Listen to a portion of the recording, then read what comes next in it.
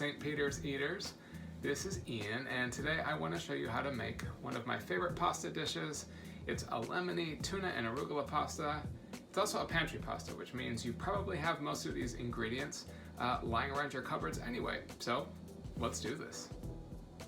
You can see my ingredients here. I'm using a shortcut pasta today. I'm using campanelle, but you could easily swap that for something else like medium shells or gemelli. Anything like that would work. I'm going to make this simple sauce using olive oil, lemon, some tuna and olive oil, red pepper flakes because I like a little bit of heat, garlic because garlic is life, and then some black pepper. So I have the pot of water boiling, and the first thing I want to do is prep my aromatics. I sliced up the garlic. I used to be so fiddly about trying to mince it finely. It turns out that slices do the same amount of work, and now I'm going to zest this. So using this grater, I only want to get the outside bits because if you get down into the white part, it gets kind of bitter. I've got my pot of hot water boiling here. I've seasoned it pretty generously, so I'm going to throw my pasta in here. The box tells me 10 to 11 minutes for al dente, so I'll probably cook it for 8 to 9 because I really do want it to be al dente, and it's going to cook in the sauce a little bit. I also have a cup of olive oil here that I'm heating gently, and I'm going to start to perfume that with these red pepper flakes, and I'm also going to throw the garlic in there. Just stirring that pasta there. This is really different from the pasta that I grew up with. I only grew up with red sauce, so like prego or ragu, box of pasta, and so as an adult it's been fun to discover that there's way more to pasta than that.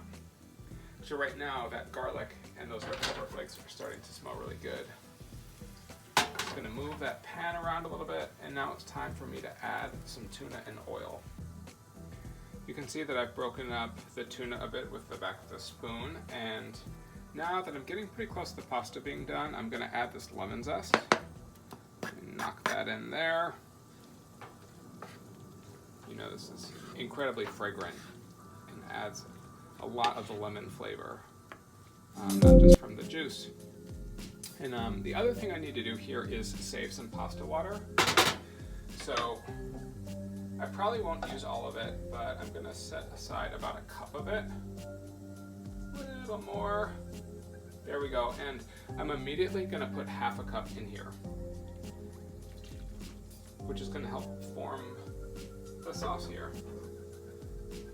And I'll bring up the heat a little bit and just stir to combine.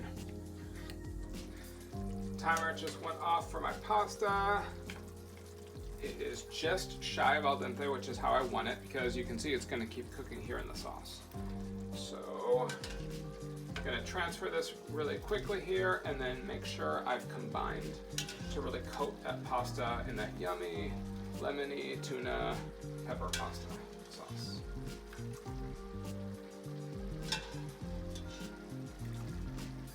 Almost there.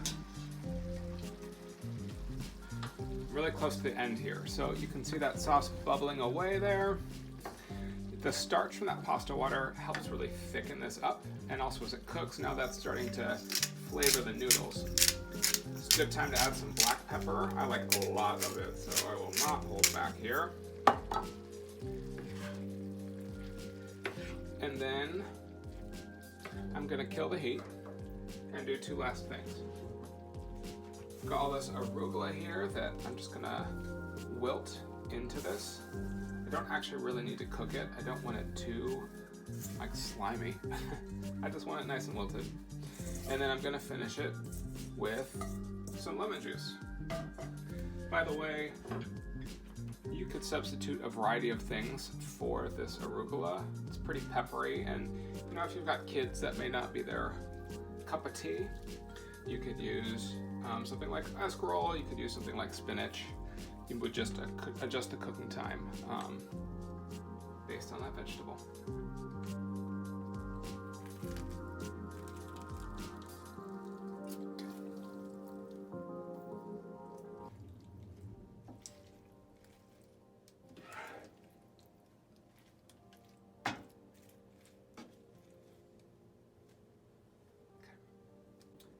Here's what it looks like all done.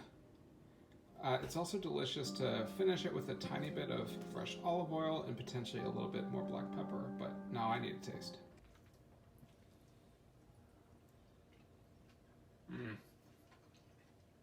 Very good. Satisfying pasta, nice and bright because of that lemon and that arugula. You should definitely give this a shot. And can you smell what the rock is cooking? If you smell what the rock is cooking.